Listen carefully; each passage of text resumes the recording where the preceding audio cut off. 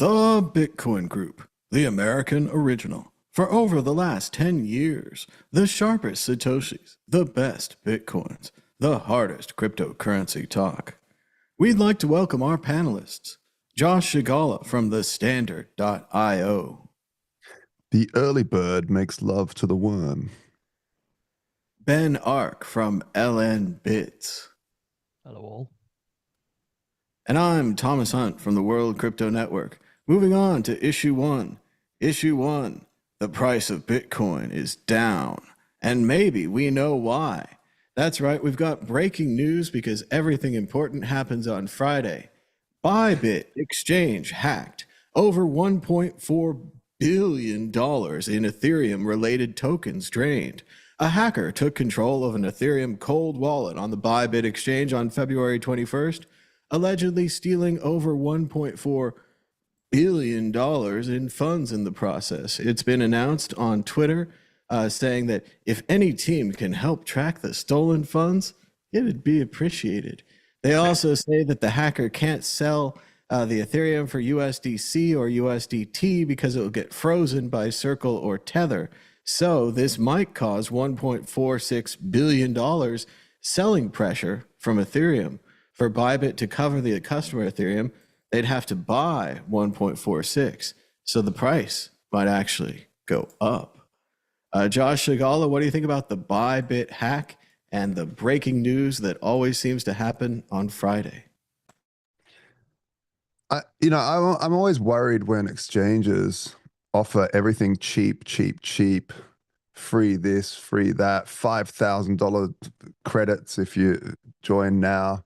You get free $5,000, yada, yada, yada, because we ran an exchange for many years and it's bloody tough. You're getting cut. You're a massive honeypot. You're always getting looked at. Now, a so-called cold wallet seems like they would know, who the perpetrator is. Like, it's the uncle. Like, that's the thing. It's someone close to you, and so because to get to the cold wallet, you need, if it's truly cold, you need physical access. So I don't buy that they had it cold, and this is always the trick of running an exchange. You don't want customers, yeah, fair, why is it taking so long? Because there's this anxiety when you hit withdrawal and it takes 10 minutes. It takes an hour. It takes a day. The longer that period is directly correlated with the amount of anxiety and feedback your customer service reps will get. So to lower that, you want to have cold wallets not so cold, slightly lukewarm. So it's easier to access large swaths when you're making moves. So generally speaking, I don't believe that this was a cold wallet. They probably got lazy and got sick of, moving stuff off of a cold wallet into a hot wallet. So I think they probably had something that was a little bit more lukewarm. And so there's two scenarios: lukewarm wallet, and that was then an international perpetrator who they don't know, or truly cold wallet, and they know who the heck it is. But one point, it's also weird that this guy is so greedy that they took everything out of it, like so much, rather than just, skimming a couple of mil and just getting on. Because these hackers, right, if they took a couple of mil, Bybit would probably just shut up about it and not say it because their reputation hit's going to be massive. And the hacker would have been pretty as sitting on 2 mil. Instead, he's going to be hunted until the rest of the time. We're going to follow these coins to the rest of the time. They'll be frozen. It'll be impossible to move. And it causes chaos in the whole market. So by the time it's just stupid. But yeah, that's my take. I know it sounds absurd, but I'm still excited that there was $1.4 billion in a cold wallet. I know I don't understand how many millions of dollars go through an exchange like Bybit. I don't even think I have an account there. I don't know it at all. But still, $1.4 billion actively being traded on your system the idea that you might need to withdraw that or deposit it. That's the part that I'm having trouble with. Ben Ark, what do you think about the hack and the size of the hack, like Josh noted? That's the thing which is really interesting, is the kind of liquidity which goes through an exchange like Bybit, is it as high as 1.4 billion? Like, do they need to have that on hand in case someone does some big fat trade and they want to withdraw it? Factors more, right? It must be greater than that, even if they're having that in the cold wallet. Yeah. Well, I mean, I mean, it can't be a cold wallet if someone's able to steal it. So like Josh was saying, it's probably a lukewarm wallet. I did hear that maybe there was something they did with some smart contracty things. Then when it went into the cold wallet, the person actually had access to it and they're able to pull it off, even though it was on the cold wallet, I guess. But I don't really understand how the Ethereum stuff works. But yeah, to me, and it wasn't in Bitcoin land, a cold wallet, people can't access your funds unless they've got your keys or your seed, and then they take it from you and you go to your cold wallet and it's gone. You have the cleaner you can't trust. But to have that much money available to a hacker if they're just hacking into your system, I guess the only reason they would do that was, well, I mean, there's two reasons. Either they're incredibly complacent and they shouldn't be running an exchange, or they've got huge amounts of liquidity going through their exchange and they literally need to have that accessible, like Josh said, for fulfilling orders, which is quite a spectacular amount of money for an exchange, which I don't really hear about very often. So yeah, no, it's the amazing thing is that Bybit will probably just continue to operate despite this hack. And then the questionable thing for me, looking at it from kind of through a Bitcoin lens, I suppose, is how can you stop someone from spending that money? Surely if they've got the Ethereum, they can just sell it for whatever. They don't have to go through Tether, and like if they want to get trade it on some exchange platform, but they can sell the Ethereum to somebody else or mix it or do whatever people do. Like, is it possible to censor a transaction, an Ethereum transaction, and not allow them to spend those coins? I don't think it is it? And not especially. The main thing people are mad about Ethereum is they rolled back the chain that one time. So there is a precedent. If the hack is large enough, the size of the DAO hack, maybe, I don't know who it is, will roll back Ethereum. But that seems really unlikely, especially as Ethereum's gotten bigger and bigger and bigger. Still $1.4 billion is a lot. They couldn't do it now. It's too big. No.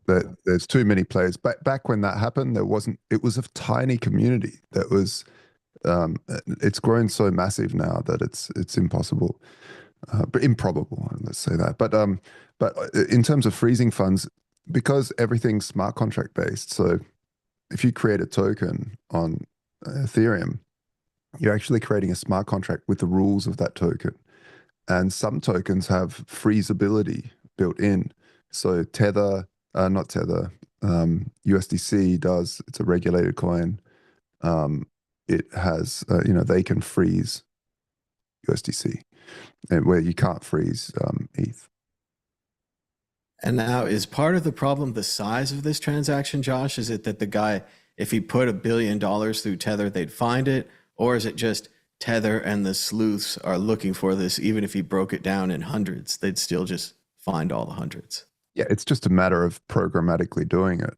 The real problem is if you if you convert it to a different token, like let's say, I don't know, USDC, that's freezable, and then put that USDC straight into a market maker as liquidity, that then gets mixed with all the rest of the tokens in the contract. So it's hard to mix. Then they can still freeze it, but all of a sudden liquidity, it sort of breaks things, freezing stuff. And we've always said that about Bitcoin, like don't whitelist them because it'll break things.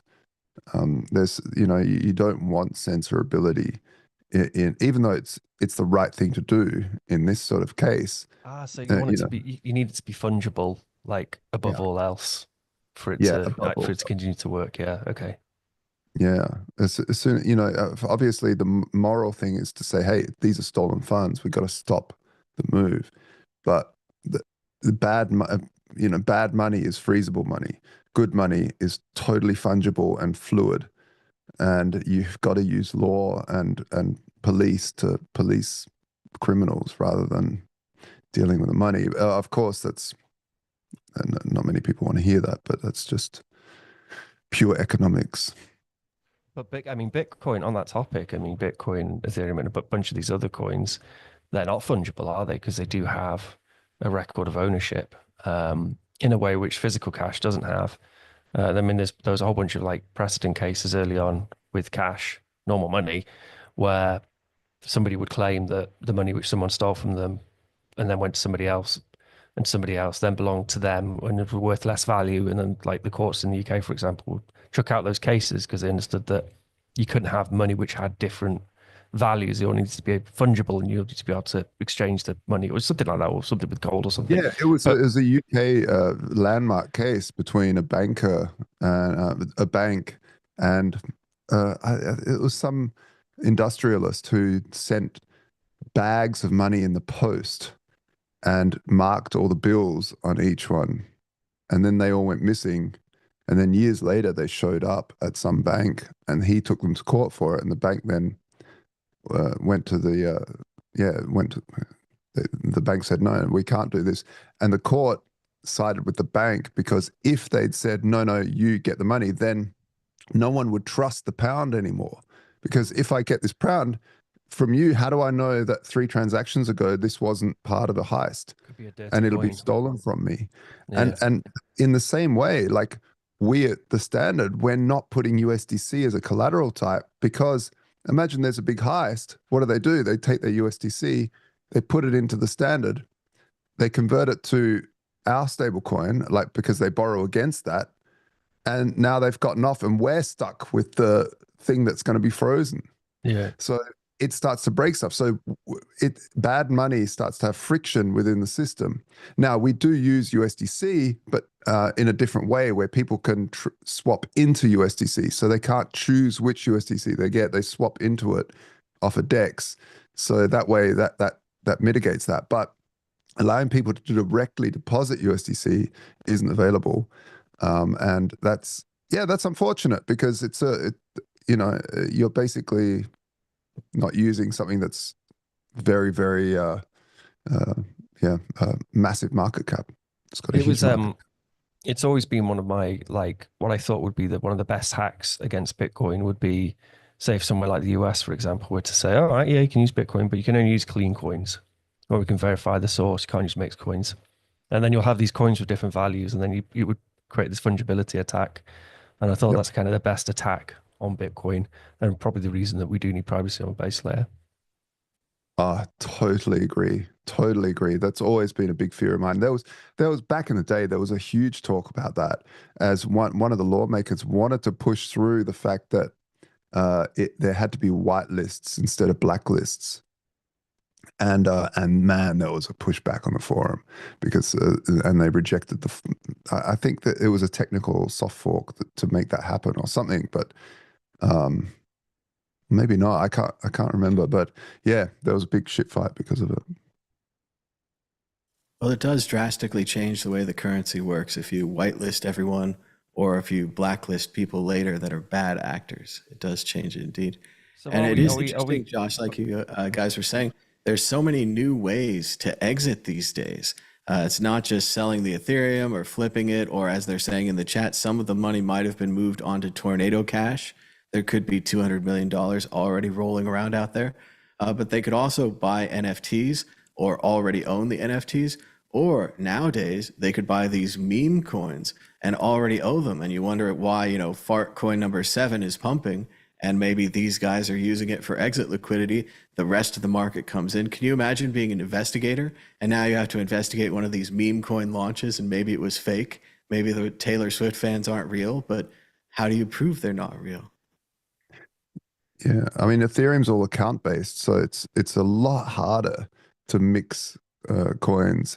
You can mix them through smart contracts like that use zero knowledge proofs like Tornado Cash, but it's still a lot harder, and it's an interesting conundrum. It's an interesting conundrum.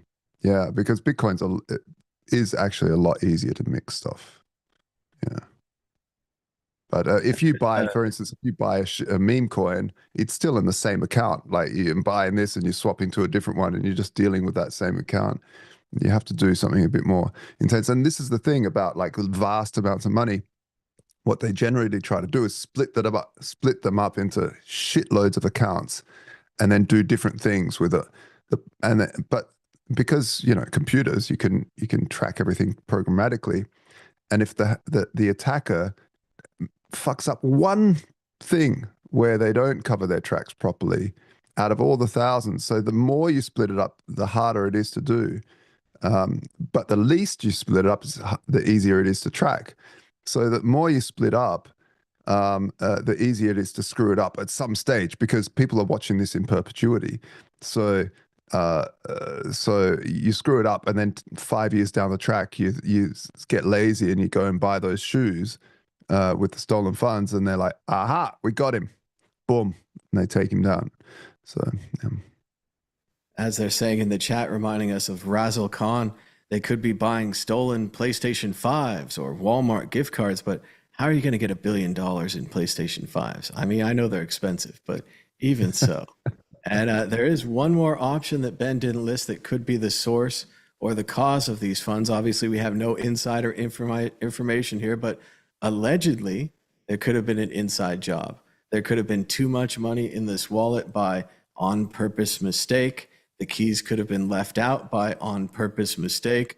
We have no idea what's going on here. Maybe even the owner of the exchange wanted to make some money disappear tax-free.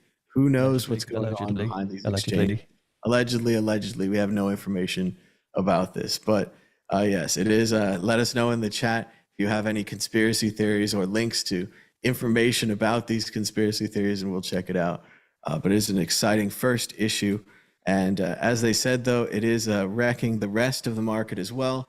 Taking a look down the line, Bitcoin down, let's see, go to the last 24 hours. Bitcoin down 3.3%, Ethereum down 4.3%, Ripple down 5.5%, Tether is holding, Binance Coin down 2.2%, Solana down 3.8%, and USDC is holding as well. So there's a lot of market action on this. Let's go to the exit question, predicting against the predictor ball, the source of all truth and knowledge in this universe. Given the fact that we have been hacked this morning and the market is up in a roar, Josh Shigala, will the price of Bitcoin be higher or lower this time next week? I think we'll be higher again. Ben Ark, higher or lower? Gonna go lower. Now, we were higher until this hack. Bitcoin was around 99,000. Everyone was saying 100, 100, 100. And like nothing, we dropped back to 95, which is where we are now. But as of course, the ball knows all. If you're looking for trading advice, this is it right here. Will the price of Bitcoin be higher or lower this time next week?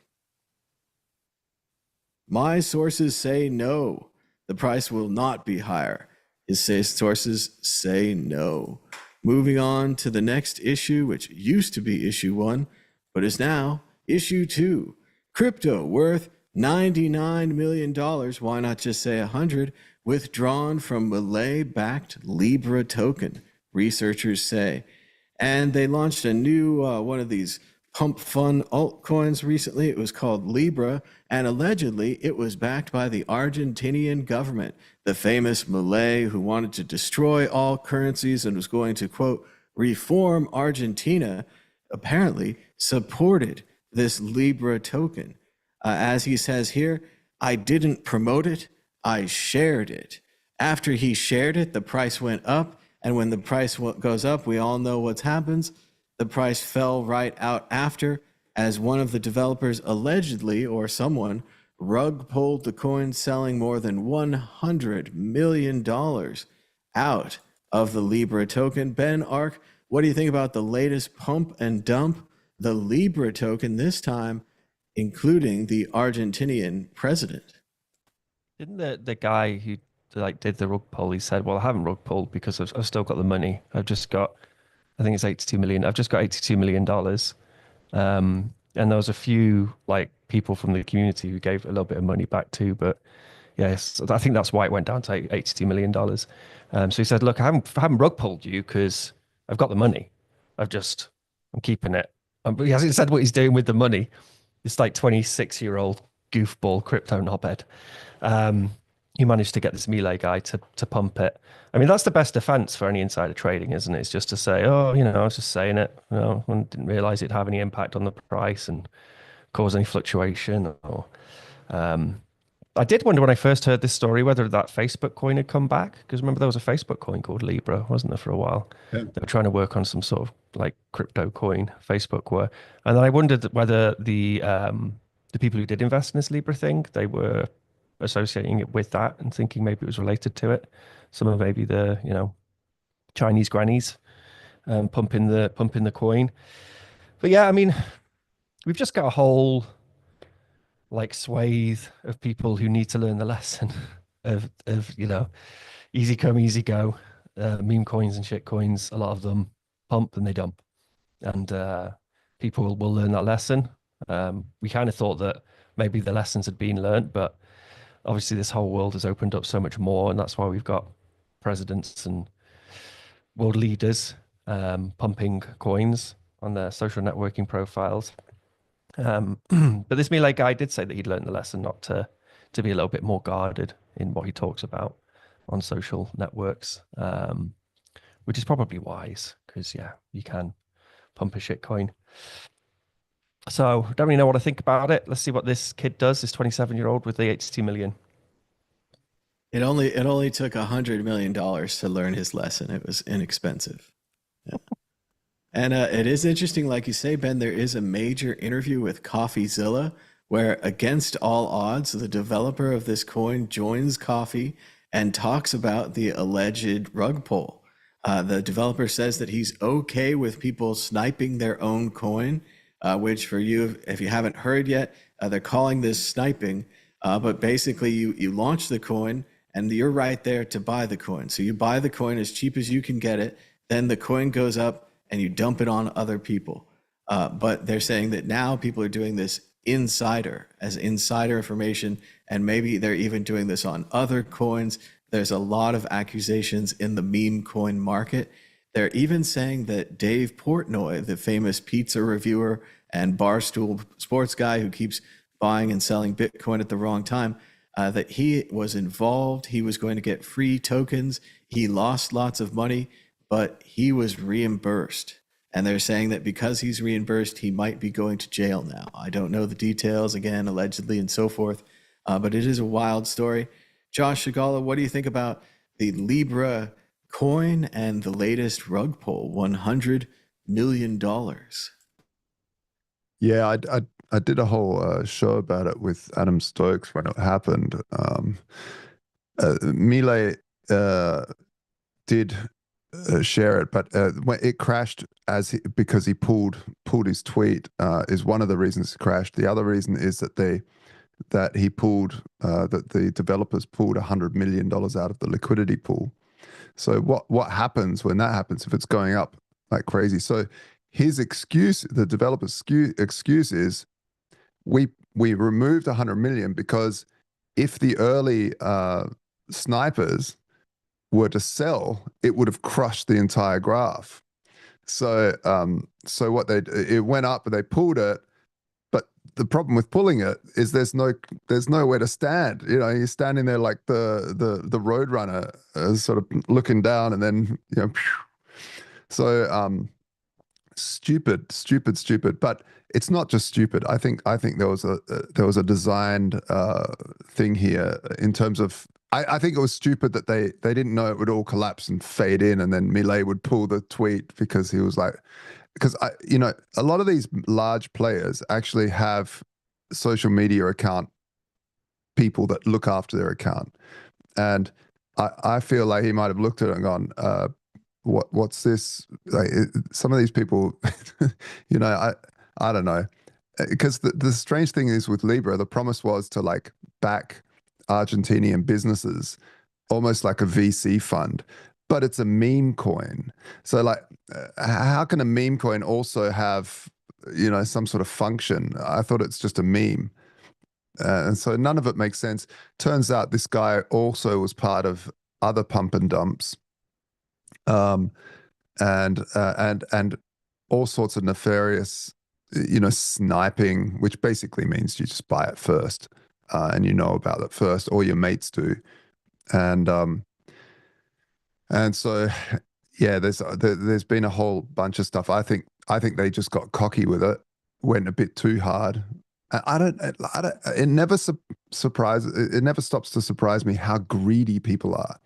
Like, these people have made in other tokens hundreds of millions of dollars, yet they do it again and again. Like, when is enough, guys? Are you that dumb? Not only doing it once, which wrecks the poor people that are partaking in this as well. By the way, there's really, people suffer, but then to do it again and again, because you think, oh, I got away with it, like, dumb. At least the old school bank robbers would rob a bank, and then, like, you wouldn't hear from them for a while until they run out of money, and then they do it again, but and get caught. But these people just seem to, like, just do it again. Just terrible, but very, very interesting. Funny, Josh, all they seem to get, though, is these paper hundreds of millions. There's always this talk about how on paper they have the meme coin, or they have the liquidity, or they have the altcoin, or whatever it is. It's not like old Wild West when they would rob the stagecoach or the train. You'd roll into town with the money in hand. You'd go right to the bar, right to the prostitutes, the party, the whole scene and everything. Yeah. These guys never seem to have that scene. They just sit at home in the computer. And I think for them, they're looking at 100 million and they're like, that's nothing. I should get 1.5 billion. If I had leveraged it, or if I had gone long, or whatever the saying is, or if we'd hired a better influencer than Portnoy, or whatever it is, they have some plan. And I just think it's numbers on a paper. I don't think it has anything to do with you could have a nice vacation, or you could buy better food for your family, or whatever it is. It's just this mad numbers game. So it's a pinball number. Like, it's just, in pinballs, always ridiculously high numbers. Yeah. Yeah, they're just trying to get the new high score. And as they are saying in the chat, I do agree from the CoffeeZilla interview, they said that this developer guy was also involved in MileiCoin, which was also kind of a pump and dump. Ben, did you have more on this? Go ahead. No, I mean, I guess the only way for this thing to stop happening is for some people to go to jail, isn't it, at some point? For some of these 27-year-olds to just get chucked in jail. And yeah, all right, may not be very libertarian of me, but it seems a lot like the piracy argument, though, where all you're going to do is kind of push it offshore, and then you're going to push it underground into these encrypted dark web meme coins, and people still want to buy their Barbie coin. Like, the demand is still there. These 20-something-year-old crypto bros need to be stopped, and I don't know what it will take. Prison. But you can't shoot them. Sorry, Ben. It's a beautiful time in the United States, though, because we've legalized crime. So there's no problems anymore. So these crypto bros are not going to be stopped. There's not going to be regulation. If anything, they're going to start celebrating this, and perhaps have meetings at the White House for, like Josh is saying, who has the biggest. Maybe this will be a countrywide thing as well. Wow, my computer broke again. And this is every week on this. So, but yeah, it'll be a score by score competition. They could have your country versus my country, the Russian hackers versus the American hackers. Fantastic competition. Who could steal the intercontinental hacking competition has always been there. But the thing is, you cannot regulate this with regulations. It's funny because simple humans go, oh, we need regulation. Like, this is international. It's the whole point of blockchains is there's no permission needed. You just jump in and partake. It's just ridiculous to say let's regulate it, because you cannot, as a smart contract coder, code something for one little continent or one country, and then something else for another country. It doesn't work. People VPN around. They'll take. All you can do is say, the LBMA, the gold markets in London, are voluntarily regulated. There is a voluntary body called the London Bullion Market Association who give generalized rules. And if you follow those rules as a business selling gold, you get the stamp of approval, and people go, "Ah, we can trust them because they have the official LBMA." So we'll go. People will learn from these big calamities. People will learn, oh, okay, so I will not buy a meme coin that launches directly onto the market because they have these snipers, and I'm just, you know, the last one holding the bag, and there's no way I can beat them because it's all insider trading. Okay, so someone's created a smart contract that vests out over time or does something else, some other mechanism that stops that. So, and maybe voluntary regulatory bodies pop up to say, these are the best practices. If you do want to go into shit coinery, then you'll follow these best practices and only buy those tokens, because otherwise you'll get shat on. And You can't have a gradated launch like that. You need the excitement of the launch, the people going all in with the money, all the degens with the price, and then this is this. If you launch it slowly, like you're saying, Josh, it won't have that excitement. So essentially, these hackers are denying people the ability to launch their meme coins in the way they want to. Yeah, but those hackers are always going to be there. They're going to be around the world. They're going to build bots that see an address pop up, and the faster they can get to it, the more they can jump on it or whatever. All right. So, or it's insider. You know, you cannot regulate this with human rules and laws. You have to regulate it with education and building systems that that the market goes, I'm not using that because I know that that mechanism can be easily controlled. That's the only way to do it. You cannot change things. Sure, you could take this guy to jail that did this after the fact. That's the thing. But the people participating that got rorted, they're always going to get rorted, because then the next one will come out of some other country that you don't have jurisdiction over. So how are you going to stop that? People are still going to partake. Are you going to take all the victims? There's like, you know, if we're going to put what's her face in prison for hacking Bitfinex or whatever, there's like a society needs to decide whether sniping is, you know, an immoral, like illegal, on a par with insider trading thing to do, and then some of the jurisdictions in which, I mean, he's like an American guy, isn't he? This young guy. And I don't want to see anyone go to jail, but like, it wouldn't hurt if there's a little deterrent there that people thought, well, maybe I won't do this thing because I might get in shit for it, I might get in trouble for it, it's not worth it. So I'm with you that there's a whole bunch of more sophisticated ways to handle the problem, but we do have laws for things like insider trading, and some of them probably do apply to this type of behavior. There's already there's laws, like theft is a thing, right? So if you, but I guess is sniping, this concept of sniping, is it like, oh yeah, YOLO, it's fine, or is it something which we all decide is, you know? Oh, we're continuing down the line of the pre-mine. If the pre-mine is announced, is it okay? For example, Ethereum has a pre-mine. If the pre-mine announced, is it okay? Trump coin, they own 80% of the coin. So if they ever decide to, they could dump twice, 4 times the amount of coin on the market onto the market, crushing the market. This other thing now, Libra, if they buy it, you know, a minute after or 10 seconds after they launch, is that okay? So it's really like where the money is taken, and that we're going to go down the line on that. Going back to what Josh says, I think that, unfortunately, I think this pump fund site is done. I don't know if it's in the United States, but it's going to move. It better run. They all better run. I do think, like Josh is saying, this is going to be a dark web thing, people investing in meme coins, but that at least makes it into what it is. It's a casino. If you want to go to the casino, you go to the seedy part of town and you go gamble your money, not to mock Las Vegas, which is all seedy then, I guess, but the same thing. You have to separate these things. And as far as if it's unbreakable, yes, right now it looks impossible. All these people have all the money and they're hiding it. But I think it's the same as the code of Omerta, where the mob was all silent until all the mobs started ratting each other out. And even if it takes, not extrajudicial, but outside of the computer system, actual real world investigations following these people, there's so much money now being taken. It seems like that would happen. These investigations will happen. And as they broke the mob, I think they can break these pump fund people, even if they have hundreds of millions of dollars. Yeah, exactly. And sorry, what was that, Ben?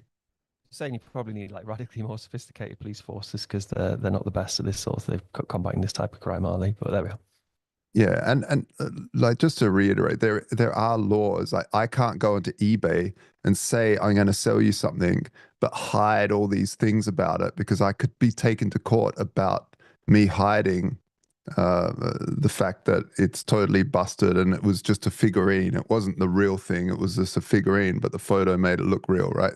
There's fraud, and so by the difference between a pre-mine and telling everybody, hey, there's this many tokens and it's already pre-mined. I don't think there's a problem with that. The fundamental problem is when you defraud people by lying about something and dumping on, or like telling all these like insiders to trade on the first second that it goes live, and then tweeting about it after to tell people it's live now, and the candle's already shot up. And meanwhile, all these people are holding giant bags that they're ready to dump onto retail. So that's fraud. And we don't need regulations for that because it's basic fraud. Like, there's not much more to say. You just take the people that perpetrated to court if you can track them down. Try doing that if they're from Myanmar or something. But if they're in the US, which they usually are, or parts of Asia, I guess. But but then those countries deal with that. I guess you get to confiscate the funds, don't you? So maybe there's a bit of a, carrot on a stick there for law enforcement. Usually with this stuff, it's evidence of intent, isn't it? If like you are genuinely making some meme coin, which you think is going to change the world, and there's no breadcrumb of you chatting to some of your mate on Telegram saying, yeah, I'm going to dump this shit and make loads of money, then you're probably all right. It's just an accident, whatever. But if usually, I mean, there will probably be evidence of intent at some point from just watch the CoffeeZilla thing. There's evidence for he's just yeah. I know he's such a sociopath as well. The way it's all about him. There's nothing about the people who he stole the money from, and it's awful. It is awful. It's disgusting. Yeah. Well, it's from the humanitarians that brought you Melania coin. And I'm not sure if they want to enforce the laws or just have a leaderboard for fraud, where we could say, okay, these guys frauded the most, therefore they are the best. But let's move on to the exit question. Going back to Bitcoin in the early days, we used to talk to Andreas, and he talked about the idea of Joey coin and everyone on the schoolyard having their own coin. And it all seemed kind of, bucolic, kind of a Norman Rockwell painting of beautiful American landscape, everyone with their own coin. But we sure thought that Joey coin was going to get popular and maybe Joey would go all schoolyard. But we didn't see Joe going all worldwide, and the amount of worldwide liquidity being pumped into Joey coin and the billions of dollars that suddenly Joey coin is managing. Let's ask Josh Shigala, were Bitcoiners naive on this? And also, like, have we unleashed something that's horribly dangerous now? This idea that everyone can have their own coin, whether it's about them or it's about a meme or it's about whatever they want it to be, and they can pump it and they can dump it. It's Andy Warhol. In the future, everyone will have their own coin for 15 minutes. Yeah, that won't change for sure. I mean, anyone can make a coin. Why not? It's just is what it is. Anyone can. I can make some physical coins too. It's just easier to make digital ones. But people will just get over it. They'll be over the fraud and over the things, and they'll only. The system will self-regulate. The market will self-regulate after a while because they'll realize, of course, there's a new idiot born every day, so it might take very long time, and greed is a factor, and foolery is a factor. But generally speaking, the market, especially the smart money, tends to go, oh, okay, that's how it works. There's a fraud. Because gold, for instance, had 3,000 years of scams. They've pretty much figured out a lot of the scams. So there's ways of, that they've built around and structures and stuff. But crypto is very new still. And so there's always new ways to scam people with tricky, nefarious ways that they don't see up front. But yeah, people will start to see them and go, oh, look, we can see on chain that they've minted billions of these pre-mine, and they're not saying it's a pre-mine. I mean, most tokens are if it's on pump.fun and stuff. It's just created and sold. But But yeah, maybe that you create it, then you create a smart contract that vests over time when you buy it. So you buy it from the smart contract rather than the free market, rather than the DEX, and it will vest over, you know, the next 5 years, trickle slowly into people's wallets. Again, I'm only buying those sort of tokens. You know, this is what's going to happen. I think the approach to regulation was so heavy-handed, chasing down the industry, making everyone a criminal, scaring the shit out of these CEOs who are now so freaked out they've gone over right wing. I think that was a mistake. It led us to a point where the public's not informed. The main thing the public knows about cryptocurrencies is their get-rich-quick schemes, but they still believe they can work. So they still go into this meme coin and they go into the next meme coin and they think this one's backed by the president of Argentina. This one's backed by the president of the United States. It's going to be a winner. And I think that we're not educating people. We're not talking about cryptocurrency. And a lot of this comes from that original idea that they had with the internet. And for all I know, I think they had it with records and rock and roll and radio and everything. So they're like, this new technology has arrived. The first thing we should do is put it back in the box. We should control it. We should strap it down. Instead of looking at the possible trajectory of the technology, seeing something where Bitcoin, other coins have established themselves, and now anyone can make their coin. And we've gone way beyond like just altcoins like Litecoin or Megacoin or whatever it is, or cause coin or utility coin or whatever you want to say. Now it's just you can make a coin because you want to. You can put your face on it. That doesn't work. You can make a coin too, you know, whatever. And they were actual chains, so you needed some actual engineering background on Pump.Fun. You just pay some money. And you got to think also, Pump.Fun's made over $500 million just from fees for people launching these tokens. But just quickly, Inspire Formula says, feels like there's a strong effort to gaslight, confuse, and overwhelm children to tard them. It's attack on BTC. Look, I agree. But at the same time, there are projects that are really being built, and I would say there's also some blame at the SEC here, who is taking legitimate projects and fining them and taking to the court and taking them down. And so builders are actually scared of building legitimate projects on these smart contracts. And so what are people doing instead? They're just going, oh, look, rather than working for 5 years, really hard engineering tasks, I'm just going to create a meme coin and shill it with my mates because that's way easier. So it sucks that legitimate people trying to build stuff, you can call Ethereum a scam, whatever, but they're these smart contracts that they're trying to make something of, and they're taking them down. But yeah, it could also be a big gaslight. I don't know. I think markets are just full of scammers that are ready to, pump millions into a chart, and only to pull it from people. Well, that is one of the things I learned when I started working at Bitcoin startups is you have no idea how many scammers are out there on the internet, how many people were trying to attack our website, both directly with computers and, pinging it and whatever, also indirectly with social engineering, making fake accounts, making networks of fake accounts. People will do all kinds of things you don't think they'll do. And a lot of it is this economic disparity where in another country, you could live on $100 for a month. So for them, scamming $10 or $100 out of someone is a much bigger deal than it would be around here. As they're saying in the chat that children are not being taught to build their own computer and that they're being kept dumb. And I do think this is one of the major problems with our society. And I've talked about it before, and I really need to write a book about it. But basically, the success of propaganda in World War I and World War II leads to a situation where you need to keep the people dumb so that the new version of propaganda called advertising can work. If the people are too smart, they understand that advertising is all lies, and that kind of breaks your whole consumerism-driven society. But this is put in a position now where hucksters, political people, religious people, other people are coming in and taking advantage of these people who can't use critical thinking, who are susceptible to advertising, but it turns out they're susceptible to all kinds of other things, just like the United Kingdom, who wanted to build that back door into Apple software. You think you're building a back door for you, the government, to use for legitimate purposes, but you're really building a back door for everyone else, everyone who finds it. Ben, Ark, what do you think about whatever the current topic is? Yeah, we sort of waved it off there, haven't we? What do I think about the current topic?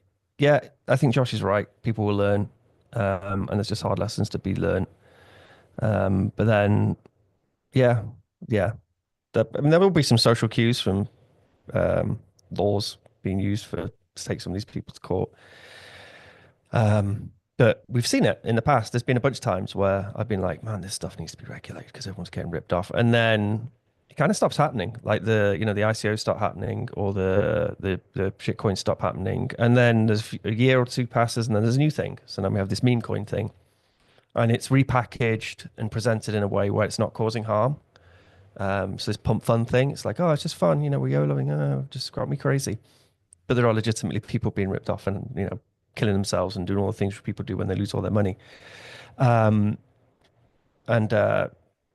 guess there's only so many times you can skin a cat, and eventually, no matter how people present these things, then the general populace will know it's probably a scam. We know that, we learned that, so I'm sure other people can learn it as well. So yeah, it's just a matter of time, and these pump fun pricks will make a fair buck while people are learning. Terrible way to earn your money. Make something built and productive. Yeah. It does seem a lot like a startup, but in reverse. When you plan a startup and you say, oh, well, we're going to make software, which means we can give our software to the whole world. The whole world is our potential install base. Everyone could use our software. In the same way as a scammer, you look at the internet and you say, wow, the whole world can be our scam. Everyone can be our customer that we scam. So scamming has gotten bigger. Everything's better. Could we? Someone like Trump to go to prison, or someone like that to, someone who pump or Milei. That's what we need. It's like no one's untouchable. If you pump and dump, fuck you, go to prison or whatever. Or now maybe that's even a better question. Exit question: will Milei go to prison?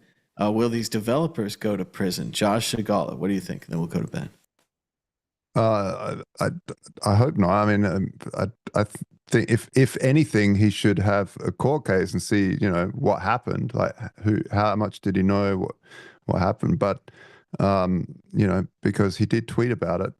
But I think the developers and the snipers and the people that got away with the money should go to prison. Because Milei didn't make anything from this. There's no money there for him. In fact, he just lost. Want to make an example of him? He put his hand in the fire. He should get burned. They made an example of Ross Ulbricht. Are we going to say because he's a president, his tweets are above the law, which is a similar situation we have here in the United States? Ben Ark, what do you think? Should Milei be set free? He only tweeted about it. The other people did the damage by writing the coin and dumping it and so forth. I mean, I guess there is big, huge reputational loss. Like Josh was saying, and then maybe, Macaroon or whatever, or Starmer will be thinking, oh, I might tweet out about sausage roll coin, but I'm not going to do that now because I saw what happened to my mate Milei. So, and that, he got a lot of shit for it. So maybe some of the world leaders will be a little bit more hesitant in tweeting, unless they are lining their own pockets, which often happens, of course. I don't know. Yeah, I guess it's really bad when we have political leaders normalizing scammy behavior. That does kind of suck because it gives permission and says it's like this world leader, my prime minister or president or whatever. If they could do this, then why shouldn't I? And it normalizes that behavior. So I think it's going to get a lot rougher than in the near future before things ease out and people learn that these are all scams. Especially as it's done at the top. I mean, only a president of Argentina. We don't know the names of any senators from Argentina, anything like that. But like you're saying as well, Ben, these state senators could do it. The representatives could do it. Being a politician in a democratic society, sometimes you're only up for 2 years or 4 years and then you're out. If you make $100 million, you're set for life. Also, if we wanted to, for a minute, believe that they believed in something, they could use that to fund their causes. They could use that to support Veterans Affairs or whatever it is. And I've said since the beginning of this thing, since we talked about Trump coin, which kind of breaks all the boundaries here. He was He was going to be president. He was president-elect. He launched the coin. He was inaugurated. He is president now. He's tweeted about the coin since as president-elect. Why doesn't the left take from this and at least fight fire with fire? Make an AOC coin. Give AOC $100 million to support her causes. Schumer, anybody else, Bernie Sanders, launch their own coins. Why are we allowing this to be a one-sided thing? And if it is a grift or it's a grift, whatever, it still seems like it's distributing money to political causes. Although in this case, the political cause was interrupted. It didn't get to the Argentinian people.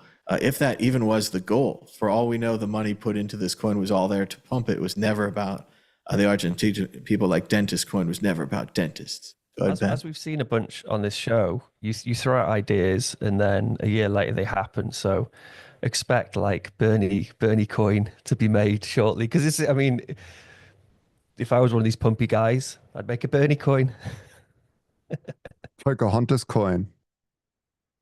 Well, and not just pumpy. I mean, I guess you have to get them to tweet it or get them to support it, or in a distasteful way, you could take over their social media or bribe their social media guy or hack it or whatever. Because apparently, I don't know, it's hard to really judge what's real anymore. But a tweet from the Argentinian president caused all these people to invest. I don't know. Or they were already going to invest. An address. Maybe 10% of it was real, 20% was real. Like how many actual people? And that was another interesting thing that the Argentinian president said, defending himself. He said, and I don't know why this matters, but he said, there were only 5,000 people or so hurt, and they're probably not Argentinians. So there's this idea that you can commit fraud and crime on other people as a president representing a country like Argentina, and then it's okay that other people are getting defrauded because they're not part of your country. It's getting weird out there, the idea of universal human rights and respecting everyone equally and just saying, hey, that's a person too. I wouldn't want them to lose all their money, or even having good intentions, like you want to make a product. None of these were products. I don't know that there's any, even for Libra coin, if it was going to go to the Argentinian people, I don't know that we could look at a white paper and say, okay, 10% is going to rebuilding roads, 20% to this, 30% to this. Like it's just, and whoop, $100 million is in that developer's wallet, allegedly. Go ahead, Josh. Yeah. I mean, there should be ways to, the coffee had a good mechanism to repay people that lost it by focusing on the smaller amounts and saying that the larger ones obviously are a bit more sophisticated. So just focus on the smaller amounts and repay all of those. But yeah, it's the thing is you cannot why should you ban creating a token and selling it? It shouldn't be banned because it's just a token. If people want to buy it, they buy it. Just like a collectible, like an NFT, like anything. If I want to sell mugs, it's just the market will learn slowly what the hell a scam looks like, how scams are structured, and scammers will then adjust and have a new way of scamming, and then the market will adjust to that. And eventually, you'll always have scams, but eventually you'll have less because people become a bit more clued in. I think it's similar to playing 3-card Monte on the street, where everyone on the street is in on the game and it's a big scam and it's all clearly illegal, versus playing blackjack in a casino. The odds aren't good, but at least the odds are regulated. If you win, you'll be paid. Not everyone in the casino is just a scam like the 3-card Monte game. And unfortunately, it looks like this pump.fun, allegedly, and so forth and all that, they seem to be creating and encouraging these scams. And now previously I would say, oh, there's a legal system and there's justice and there's laws and all this. So they're going to crack down on that. I no longer believe that. I don't know that there's a legal system. It seems to me more likely we'll go the other direction, a top 10 list of these scammers. There'll be Rogan coin, AOC coin, Bernie coin, all the coins. And the Wild West will just get makes someone a scammer because they're selling a coin. It doesn't make them instantly a scammer. It makes them a scammer if they're lying about the token. If you watch the Coffeezilla interview, he talked about how all of these coins are being sniped now. So even if you are like your AOC coin and you want that's the illegal thing. You contact the developers to say to you, we're going to do an honest thing for you, AOC. then they snipe you 10% because they just do that to everybody. And that seems where it doesn't seem like it's a meme coin industry. It seems like it's a meme coin scam industry. And it seems like you coming in, no matter who you are, Rogan, AOC, we're not talking about sides. Even Melania, for example, or Milei, if he was involved in this Argentinian Libra coin. You want to make an honest coin, but unfortunately, all the developers have decided that the standard is dishonesty. The standard is no ethics, and that they will snipe you and their friends will snipe you, and that your launch will be dishonest. And that's industry wide. That's like there's not a good meme coin. There's not one where you're like, oh, JoJo's department makes good meme coins. Don't buy them from Freddie. Buy them from Joe. It seems they're all bad, and it seems I don't think it's going to be regulated. I think it's going to just get worse and worse. It can't be regulated. How are you going to regulate, man? There's a thousand. Pumped up fun, and you make it really hard. You push it onto the dark web. Okay, and you start all your like kind of public. Hang on. You shut down Coin, for who? Who do you shut pumped up fun down? I'm not saying you shouldn't. Like I'm not somehow standing up for some scammers here, but I'm just saying you can. It's so easy to go. It's the first thing that jumps in the head. Regulator. What? Okay. Let's walk through this. How are you going to regulate it? You're going to regulate it in New York only? What happens with that regulation? Do the people that use it get put in prison, or do the people that make something? Okay, then they don't make it in New York. They make it in Istanbul. Like it's a global thing. It's permissionless. The only thing that will regulate it is that people will stop buying it if they know that every time it happens, every time they buy a different token, they get scammed. Oh, there's a new way of launching these where that's less likely because of XYZ, because it's a vesting contract or something like that. I don't know. But that's the only way. That's the only way it can happen. You can threaten everybody on Earth, but without a global government, you can't do that. And thank God we don't have that. Like, what are you going to put everybody that buys a shitcoin in prison? It's not about all or nothing, Josh. The goal is not can we reduce it to zero. It's about can we reduce what's happening and can we reduce those harms? And in that way, we can regulate it. What will happen will be similar to the mafia. When it starts out, you can invest and you can gamble your money on every street in numbers. And then soon, they close it down in New York. They close it down in California. They close it down in the United States. Now you can only do it in these certain unfortunate countries. And then even those countries realize that their citizens are being ripped off and that this is a bad game. And they keep forcing it down. And now there's less of it. So yes, you cannot do 100 or 0, but our game is not 100 or 0. It's about reducing harms. Right now, it's far too easy to make these things and they all end up to be scammed. So we have similar to what they say in the end up to be scammed. Like there's building a crack house. Coins. Like Pump.Fun is building a crack house with all these certain hiding places where you can hide your money so that you can hide your drugs so that they can encourage the crack dealers and the crack atmosphere that's happening on their website. They're just going to get shut down. They're going to have to go to another country. They're going to go to Malta. They're going to have VPNs. They're going to have to ban traffic. And it's just going to get smaller and smaller. If the regulation is successful, if it's unsuccessful, it'll get bigger. But the idea here is... So you think the drug market's gotten smaller over the years?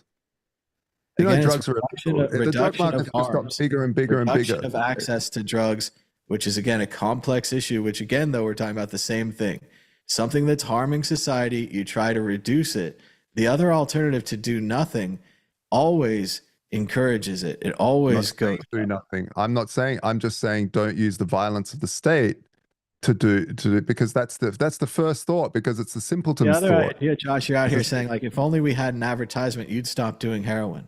There's no magical advertisement that stops you doing heroin. In the same way, these people believe that they are going to get rich on these pump coins. So no matter how many advertisements we say, and we have the guy up there, I used to be a pumper and I lost all my money, and he tells an honest story and so forth, it doesn't matter. They still want to pump these coins.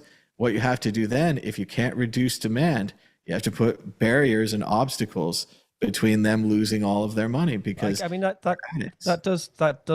did work in the 70s or whatever, the 80s, because you had all these like people on heroin, and then people looked at them and thought, oh, crikey, that doesn't look very good. They look like a right state. And then kind of like, coming out with meme coins, you then had it redressed and repackaged and then given to all these Americans as it is now. What's it called? What's the heroin? They're all the opiate. They're all on in America. Yeah. So there is a Fentanyl. similarity. There is a similarity there in that this thing which people would kind of steer away from because, like, they've seen the repercussions of it.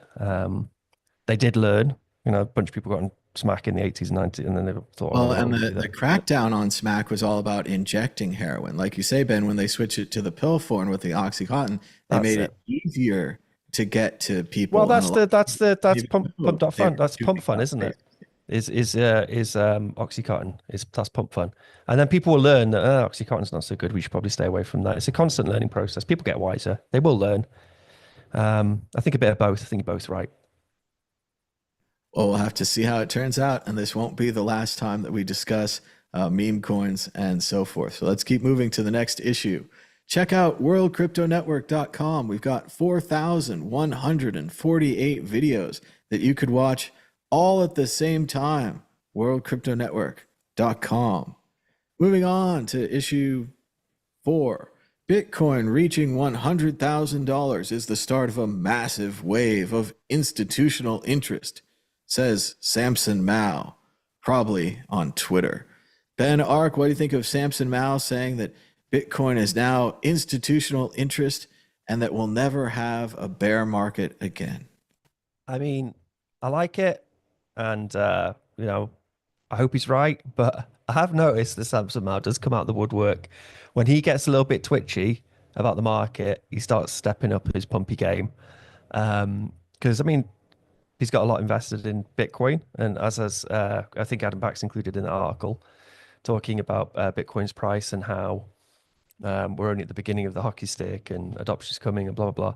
I'm kind of feeling the opposite. I'm kind of feeling like we had our pumpy moment where we thought that the US government was going to have Bitcoin reserve and this was going to happen, that was going to happen. And then we realize maybe Trump doesn't know too much about Bitcoin, and I don't know. The exuberance has gone somewhat, I feel, from the market, which is why it's struggling. I get that, it's shaking people out. So it's shaking out those weak-handed miners and whoever else out of the Bitcoin market. But I have noticed a pattern. When Samson Mao comes out and starts pumping Bitcoin hard, that's when you sell your Bitcoin. And then when he starts selling, he doesn't work for Blockstream anymore, but there was a period whenever he started shilling the Blockstream stickers that you could go to the shop and buy Blockstream stickers. That's when we were kind of at the bottom of the market because it meant that they were really poor and you could buy Bitcoin then. So yeah, I don't trust what Samson Mao says about the Bitcoin price, I'm afraid. It does seem like they went to a Bitcoiner and he has all these Bitcoins sticking out of his pockets and he's wearing a Bitcoin hat and a Bitcoin shirt. And they're like, hey, what do you think about Bitcoin? It's like, oh, I like that. Josh, what do you think about Samson Mao saying 100K and we'll never, ever have another bear market, ever? Stupid. Of course we'll have a bear market. People want to just think that it'll go straight up forever. They never look at any other charts that are all waving up and down, even Facebook or Google or whatever your favorite company. They all go up and down, right, Josh? A roller coaster cannot work if it only goes up. And by the way, a roller coaster is kind of boring only up. It's fun on the way down. I don't know what that's how that analogy says anything, but anyway. Everyone's it's also the value as well. Like the market cap of Bitcoin is so incredibly huge right now. Its value is so. I mean, we all think it's worth far more than it is. It's just a case of the world waking up to it. But I do think that maybe the world hasn't woken up to it quite yet. And there was a lot of FOMO and there was a lot of good news. There was a perfect storm of good news, as it happens. When we get perfect storms of bad news, we get perfect storms of good news. It all comes at the same time. And it felt like we had that. And now we're kind of, in the hangover period where it could go down. Well, all these scams don't help, and these rug pulls and stuff, because back in the day you'd proudly say, oh, Bitcoin, have you heard of Bitcoin? You talk about it, but nowadays you say, oh, Bitcoin, and they look at you like, are you one of those dodgy scammers? It sucks because we're trying to make a difference, trying to make government free money, but it's what it is. I think part of the good feelings that Ben's describing as well is the big man theory of history.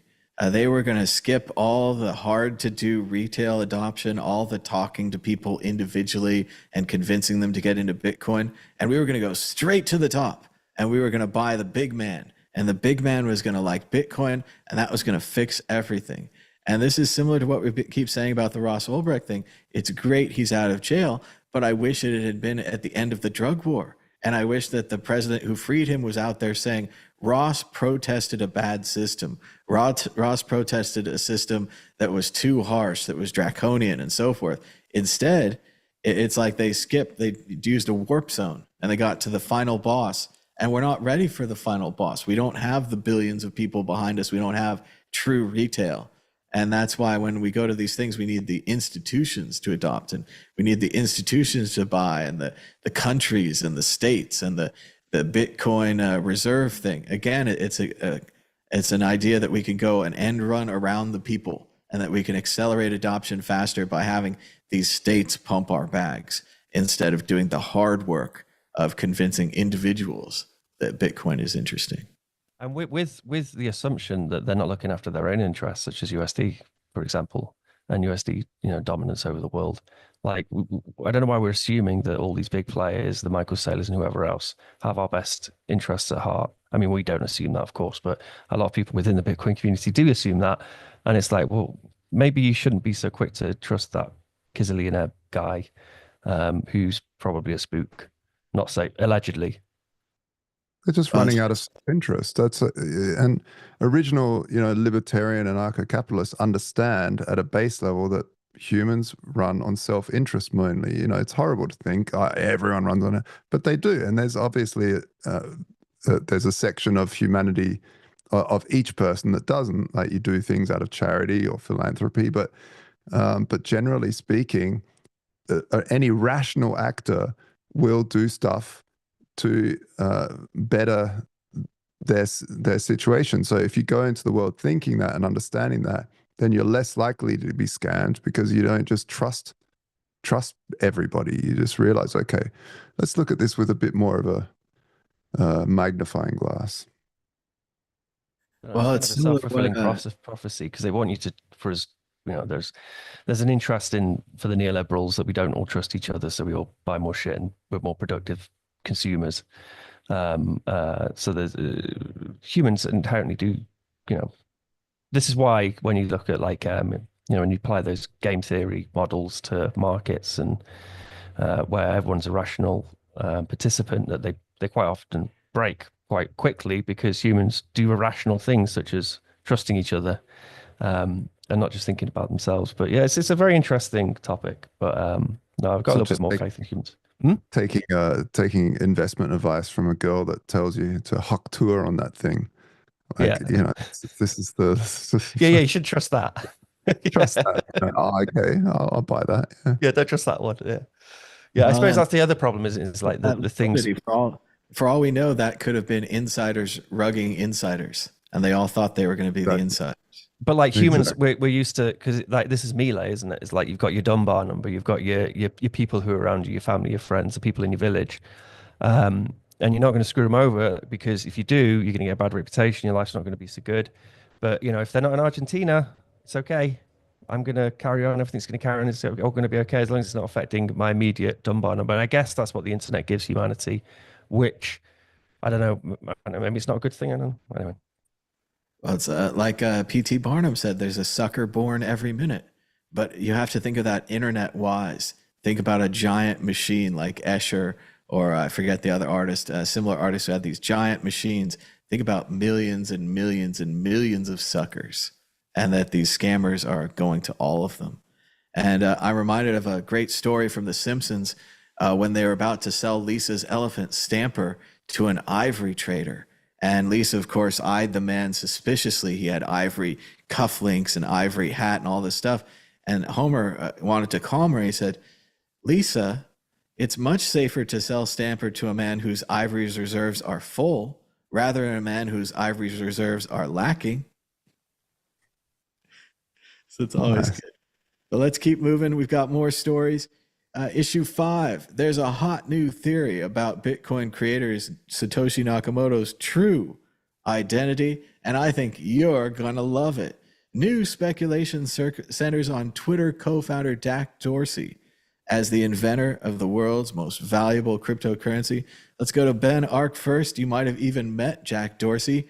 Is Jack Dorsey Satoshi Nakamoto? And let us know in the chat what you think. He's a nice guy. I've met him a couple of times. He's a nice guy. And he's actually very bright as well, and an incredibly good developer. I was talking to Rabble about this. He was saying that Jack Dorsey's probably one of the better developers he's ever worked with, or the best developer he's ever worked with. So he's very bright. He's a very good developer. But no, he didn't. He's got like, he's a nice guy like him, but his ego's quite big, and I'm not sure he could remain anonymous had he made Bitcoin.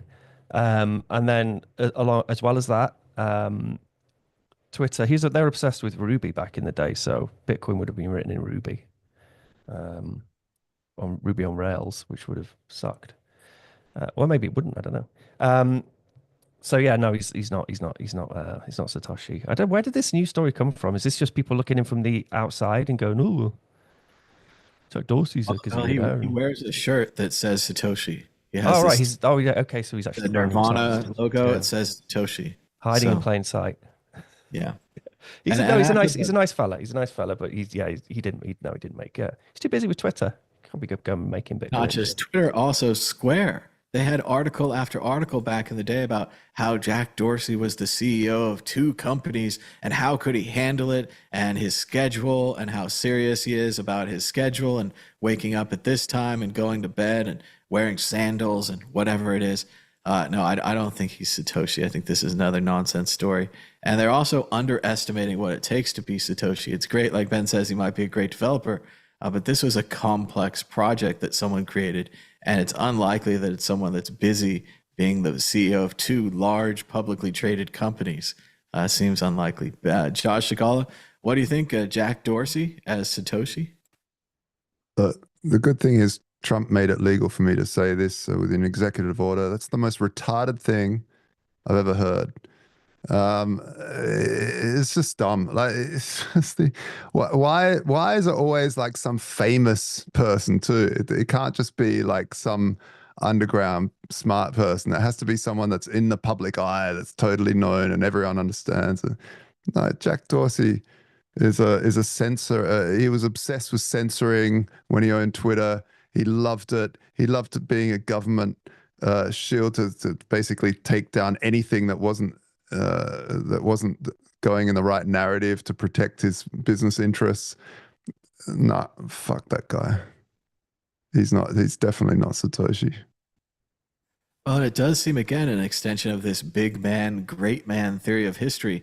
Only a great man that the media covers all the time, like Jack Dorsey, could have invented Bitcoin. It couldn't be an unknown person that the media covers. Exactly. Let's see. I think we got some more stories here. Let's keep them coming. Coinbase CEO Brian Armstrong labels Bitcoin as somewhat of a meme coin. His utility saying that Bitcoin wasn't solely built on technology or utility. It's also driven by a powerful community narrative, much like meme coins. Josh Shigala, what do you think about the CEO of Coinbase labeling Bitcoin as somewhat of a meme coin? I mean, yeah, you could say that. I mean, why not? It's a picture. It could be also an NFT in a way. On the SAT level, it kind of is. It's a picture of an orange bee, and it it was definitely powered by memes for a long time. Like, this is the meme economy, but it's different. It's different in the fact that the motivation to build it was to separate money and state. It's truly decentralized on a scale.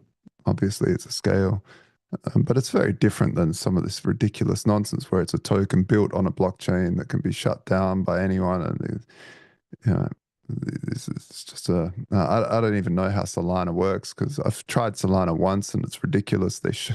It didn't work. It's like, sorry, your transaction didn't work. Like, what?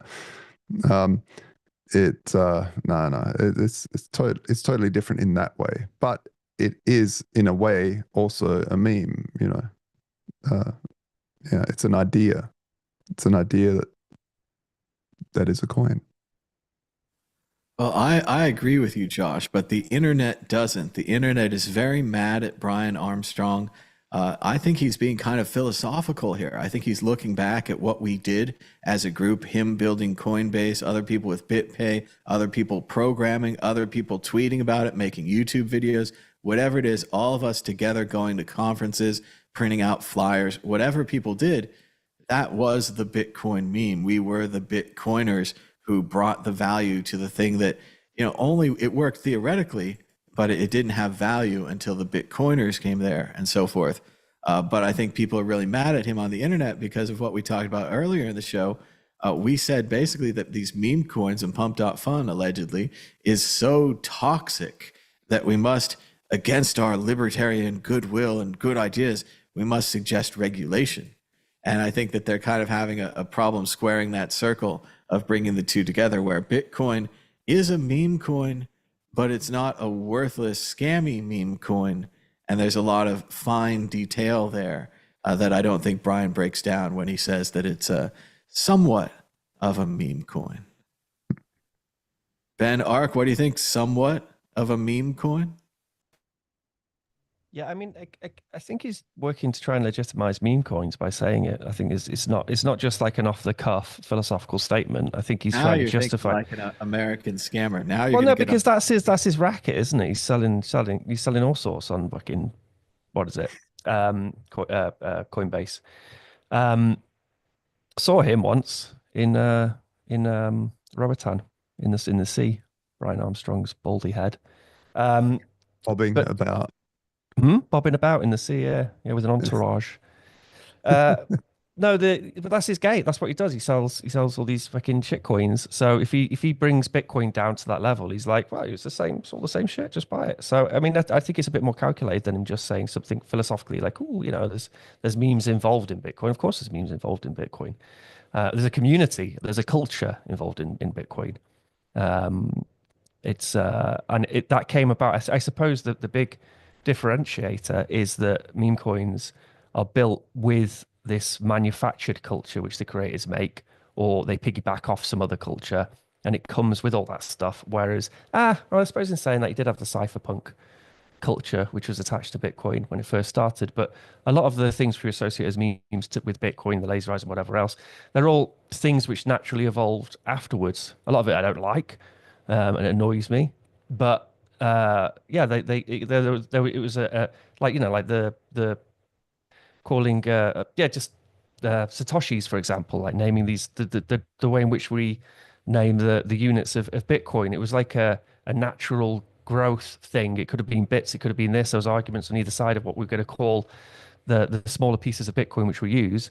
And then there's a natural evolution which happened, and then we have all this culture and all this ideology and all these cultural assets attached to Bitcoin. Whereas with the meme coins, they're trying to manufacture that. So they're trying to it's synthetic, or they're piggybacking off some other meme. So I think it is different. I think he's a bit more calculating than you're giving him credit for. Really, Brian. I also think like a lot of that stuff happened after Bitcoin already had value. It wasn't so much the memes that gave it value. I mean, obviously, I looked in on it in 2010 and I started doing videos in 2013. And it seemed like in 2013, it was plenty valuable. It worked. You could send it around. There were wallets. It made sense. BitPay, you could make a business. Coinbase, you could cash out or cash in. It was all there. You didn't need a honey badger or laser eyes to tell you that. Maybe other people did. But I thought it was there. Josh Shigala, what do you think? Was it the memes that made Bitcoin, or was it the core of being able to send money around the internet? Even like I was talking yesterday, the fun of sending some money and then your computer beeps. It goes beep. The money is there. You have money. Yeah, memes were a definite part of the messaging. It was the fun side, because the philosophical side is very intense and very serious, and banks are fraud and people are starving, and we've got to stop fractional reserve banking, and now we have this ability to have full reserve custodial money and cryptography, and how does the math work, and what happens when the block reward halves, and it's very serious. So how do you do that? You lighten that up with messaging. And so yeah, we were built on the back of memes, and I think Bitcoin grew up with meme culture. Meme culture is also fairly new, over the last 15, 20 years. It's grown a lot. It's changed a lot, but online meme culture anyhow. And so yeah, I think it has. And to Ben's point, just quickly, I wanted to say, when he said Brian Armstrong's been, sells all these shitcoins, I would also blame the SEC for that. The SEC went after serious projects, after serious things, taking them all down. Yet a lot of meme coiners are saying, I'm only memeing because that's the only legal thing I can do now, is have a worthless coin that isn't there. Because if I make a utility token that actually tries to do things in an ecosystem of some software that I'm writing on smart contracts, then the SEC is going to take me because does it have a utility, or is it a security? Is it whereas a meme coin, that's not a security. It's just a thing. It's just a collectible. Like this is how bad regulation screws things up and creates more scams. So then what does Coinbase do? Well, to make sure Coinbase is safe, we'll only sell the crap that has no real value, because it's not it's not anything that can be placed into a bucket of the SEC's strange 1950s definition of a security. It is funny, Josh. I do think they are almost forced to do that. Creating a real coin or having a real foundation or a real project no longer necessary. And also, like you say, it exposes you to legal consequences. These guys putting up Libra coin, whatever that means, that doesn't mean anything. Melania doesn't mean anything. None of these things mean anything. So it's a very postmodern place that I think we found ourselves. Yeah. Let's keep going. We've got a couple more issues. It's a big show. We've got Michael Saylor grab bag. Saylor's strategy to raise another $2 billion for Bitcoin looks like it's going well, with lots of private industry and BlackRock and others said to be investing. Also, Saylor says that the United States should aim to hold 20% of Bitcoin, which would boost his company's strategy. The real promise is if you own 4 to 6 million Bitcoin, you could pay off the national debt. Where's my laugh button? I don't know where it is, but I have a laugh button somewhere, and that is funny. I'm going to find it, but that is hilarious. Pay off the national debt. We'll go over that more. Also, MicroStrategy has cut its workforce 20% as Bitcoin buying accelerates. They need less people. Let's go to Ben Ark. What do you think about MicroStrategy raising money, paying off the national debt, and cutting 20% of the people because you don't need to think that much to buy Bitcoin? Yeah, to be honest, I mean, you're not shocked how many people they employ, because it's like 20%. They're only losing a couple of hundred people because they got whatever the maths is. It's like 1,600 people or something. Is that right for 20%? I don't know. But it's, I think they've got like 1,300, 1,400 people working there, which is a crazy amount of people working at a company with a name like MicroStrategy, which has this MicroStrategy of just buying some Bitcoin. And yeah, there we go. Look at that. Why have they got so many employees? Yeah, I mean, I don't feel sorry for them. It's not like the proletariat factories being shut down and all these poor MicroStrategy guys are going to be on the streets. These are like hedge fund guys. So yeah, they'll be all right, I think. And it's probably a good idea. I don't know why he's got a company that big. Crazy. Josh Shigala, Michael Saylor grab bag. Would you like to talk about $2 billion investing, or that the United States should hold 20% of all Bitcoin? I think it's again, I'm going to say retarded, because by the government, the governments just don't do it. I mean, do it because it'll make all of us richer, but don't do it because it's dumb. Let the private citizens buy it. make it easier for that by having proper structures in place in your area. So private citizens, let MicroStrategy grow by 2 billion. That's allowing America, because generally it's Americans that are buying MicroStrategy shares. So it's that's how you do it. By the government holding it, I don't know. I'm not a fan of government holding this stuff. Well, I think, Josh, this story offends me on multiple levels. Bitcoin was not made to be just held by governments, right? This isn't the point of Satoshi's work. Wasn't just we'll make a new asset that governments can hold in their accounts and never send around, right? Why did he make all this trouble, all the mining, all the sending the money around, all of that, if it was just going to be this controlled asset, right? Well, that's Roger Ver's point as well, that it's not just a store of value, it's a medium of exchange. Yeah. And maybe we were better off when Roger Ver was our hero instead of this MicroStrategy guy who seems to say that he just wants the government to buy it all. Like, he would be happy here. Now, like you're saying, Josh, there's part of this is self-interest. Of course, he'd be happy if the government bought 20% of Bitcoin, because his bags would pump to the moon, his stock would go up, everything would be fantastic. But would the rest of us be so happy if all the Bitcoin were out of circulation? Is that the goal of this project? Yeah, apparently to Michael. No, the thing is, it will never be. That's the thing. The world could run on one Satoshi, because we'll just create more decimal points. Also have a problem with the kind of market stupidity that's going on here, where we think that 4 to 6 million Bitcoin could be bought without pumping the market, and that not every time the government bought $1 million of Bitcoin, they would get less and less Bitcoin every time. Not to mention, as we've talked about before, and I refuse to talk about the ridiculous idea of the Bitcoin reserve until it's here, it starts a cascading domino effect with every other country and every other company, where they're now going to be saying, well, America has 100 Bitcoin, therefore Saudi Arabia should have 150. And then Germany says, well, they've got that, we should have 200. And the same thing, IBM, Microsoft, whoever you want to say, or we could do it state by state, Missouri, California, Florida, who has the most Bitcoins in their reserve? And at a certain point, what are we doing? These states, these businesses, these companies, they're supposed to do other things. They've become infinite. Better than having debt, though. The goose that raised the golden egg. They're not going to do their normal chores, their normal jobs. Why even bother? Well, the opposite side of that is that at least they're holding actual assets rather than debt. Because right now, all they're doing is creating debt, selling government bonds, and holding debt. But if they were buying Apple stock, it would still be ridiculous, right? It'd be like, your job as a government, be a government.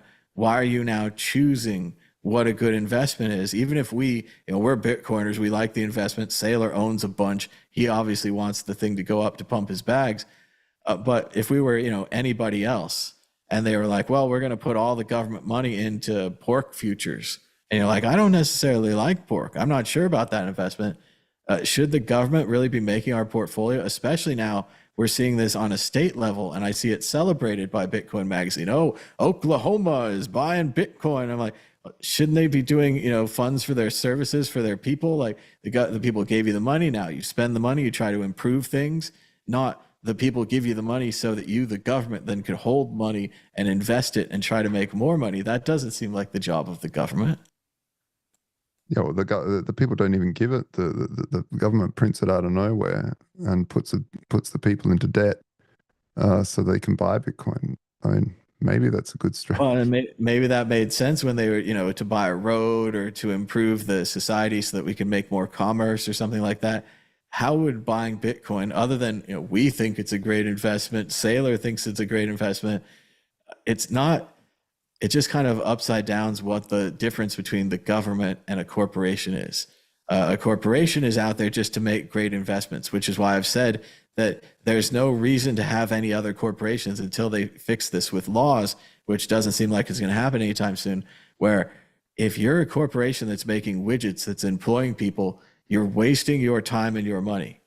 The clear answer here is that Michael Saylor, and like Ben was saying, who are all these people working for MicroStrategy when the only strategy is buy Bitcoin? So they watched a bad Bitcoin episode from 10 years ago, and they're like, well, we'll just do that. and fire everyone else. Like, how many people does it take to run MicroStrategy? Well, one, right? It takes the captain. It's just one captain. Like, and the whole thing for all this, Apple, Tesla, whoever you are, why are you bothering wasting your time making widgets, which you make a 10% or 5%? They don't make big money when they could make 200 or 500% on their Bitcoin. Like, the whole point of doing anything, and again, we're talking about catnip here. We're talking about infinite jest, talking about all these things. Like, why bother doing anything? Yeah, and Schrodinger's, I mean, Starship, who said it here?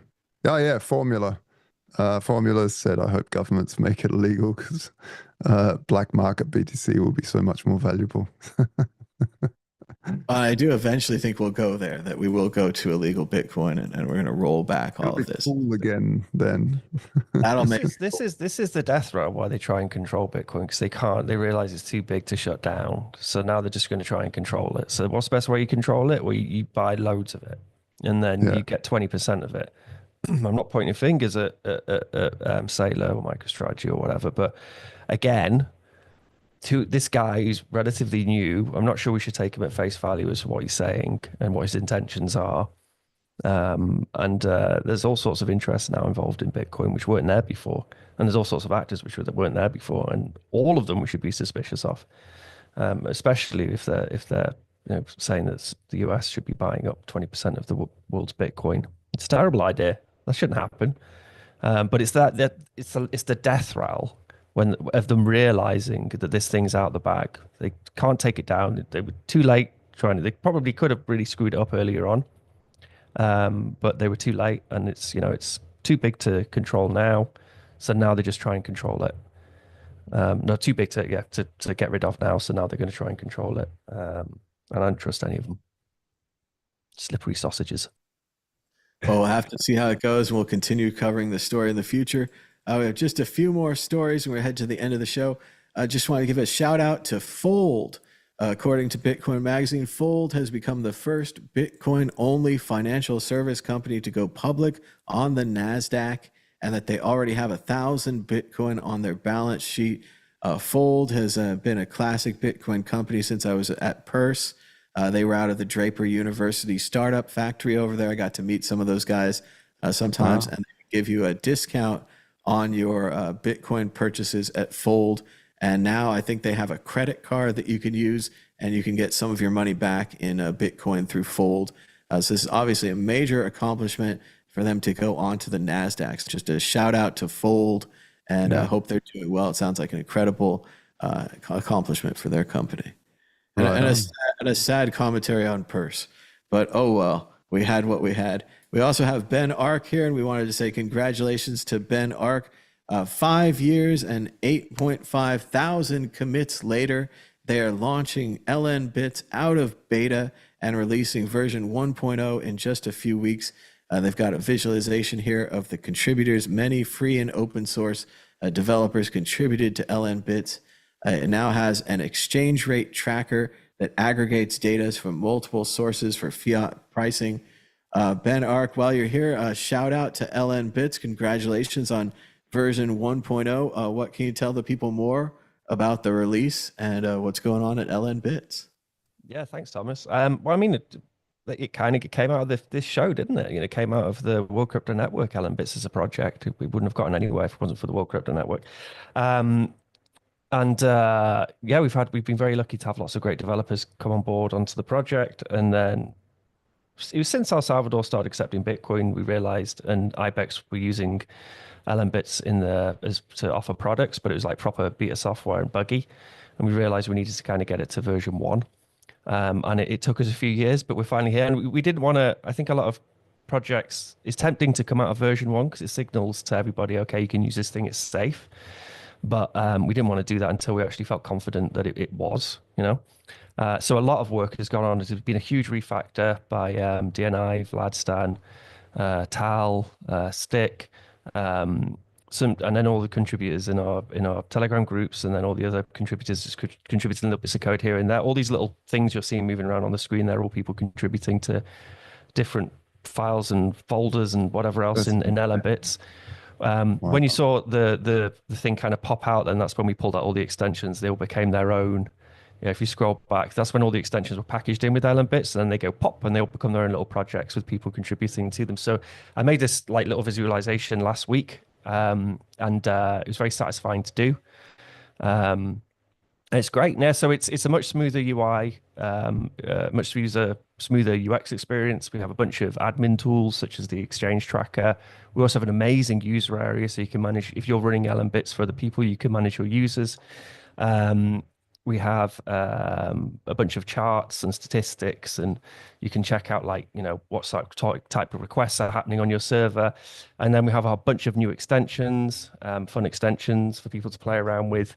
And with this version 1, we're also going to be releasing a bunch of paid extensions, which is really exciting because it's a way, because of the huge refactor, it's now much easier to make an extension. So I could make an extension in a day, and then I could put it up on the marketplace, and then people could pay to install that extension. So me as a developer, I could get little dribbles of sats coming in from people installing my extension. So it's a huge incentive. We've got someone at the moment working on a chat extension, like a Nostr chat extension, so you can talk within your LM-bits installed to each other, to the different users and the admin. Traditionally, maybe we would have offered them a bounty, but this guy, he's just going to sell the extension for like 1,000 sats or whatever, or 500 sats, and then enough people will install it that he's then incentivized. It's a little sweetener to get people building extensions, and he just builds out the functionality of LM-bits. And yeah, it's great. It's been a lot of fun. It's very grueling and tiring. Haven't slept much in the past couple of months. Didn't have much of a Christmas, but it's worth it to get the project to version 1, so people can actually use it in production. We're confident for them to use it in production. So yeah, probably a couple of weeks until we get there. Well, that's fantastic, Ben. And where can people check out LM-bits? If you're interested in learning about it, the LM-bits YouTube, I'll be throwing up a whole bunch of videos on there on how to install it, because we've made the install process a lot easier now as well. You can go to lmbits.com. If there's a LM-bits Telegram group, which is pretty good. Well, it's very good, in fact. But yeah, if you just want to learn about it, like the LM-bits YouTube, just like search for LM-bits on YouTube. Then there's a bunch of resources in there showing different extensions and what they do.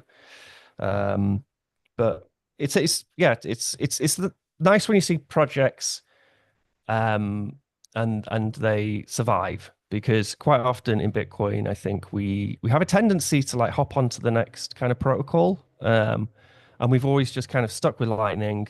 This is how we're going to do payments. It works. It's fast. We're going to make Lightning easier to use. Oh, so there's some great stuff. So like at the moment, I'm running my own version of version 1, my own LM-bits version 1. I'm running it on my own server, and I'm using Phoenix D. And for people who don't know what Phoenix D is, it's a managed Lightning node, but it's self-custodial. So you have the keys yourself. They can't steal your funds, but they manage the channel balancing and liquidity, which means you don't have to faff around with channels. So that's a really nice solution for if you're onboarding someone and you want them to, you don't want to be a custodian of their funds, you want to give them a non-custodial experience, but you don't want them to have to learn all about how to run a Lightning node and set up channels and stuff. So there's Greenlight which do that, there's Phoenix D which does that, and we've added those funding sources to all the LM-bits funding sources.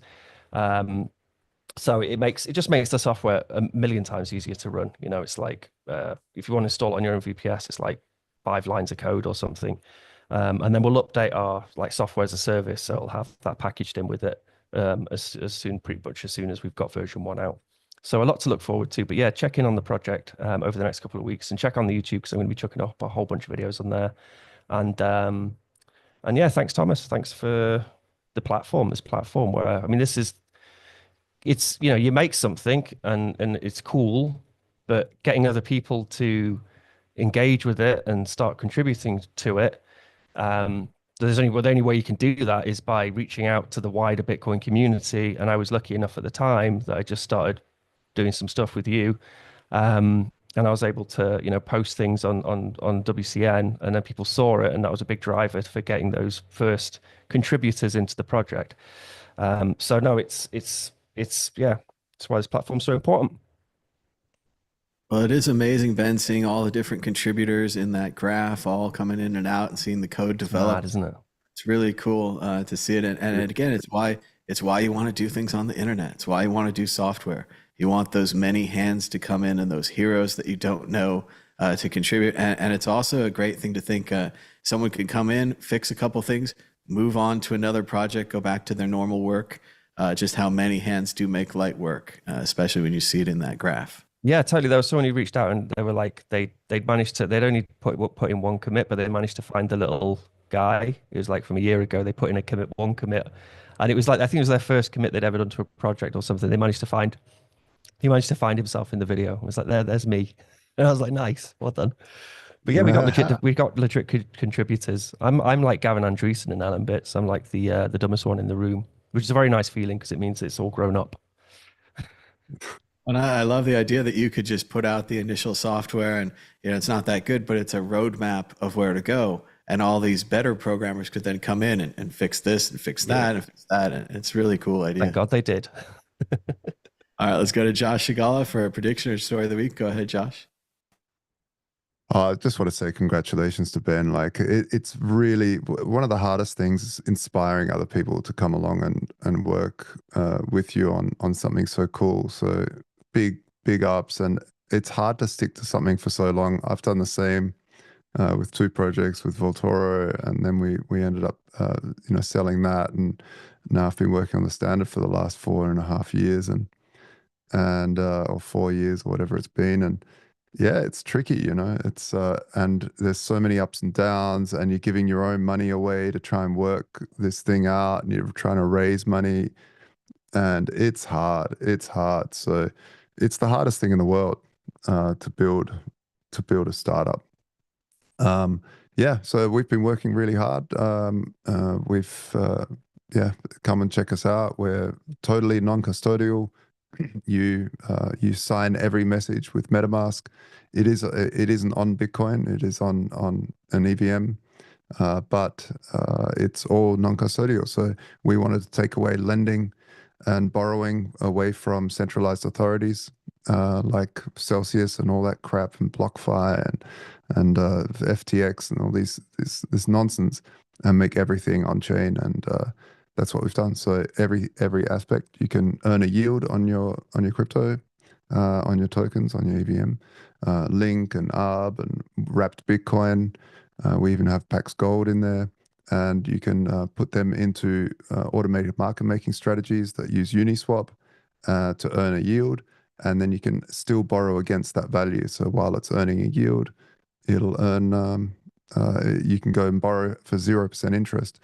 We're thinking of maybe modifying the 0% interest thing, because what's happening is that everyone's like, oh, free money, and they just keep borrowing and dumping.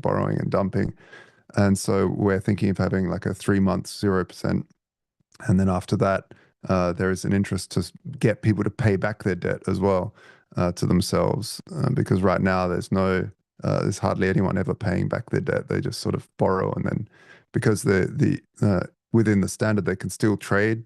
If you've got wrapped Bitcoin and you want some ETH, you can, or you've got some ETH and you want some wrapped Bitcoin, you can still do that even though you've borrowed against it within the protocol. So there's no real need to ever pay back your debt, and so we need people to bring liquidity back in.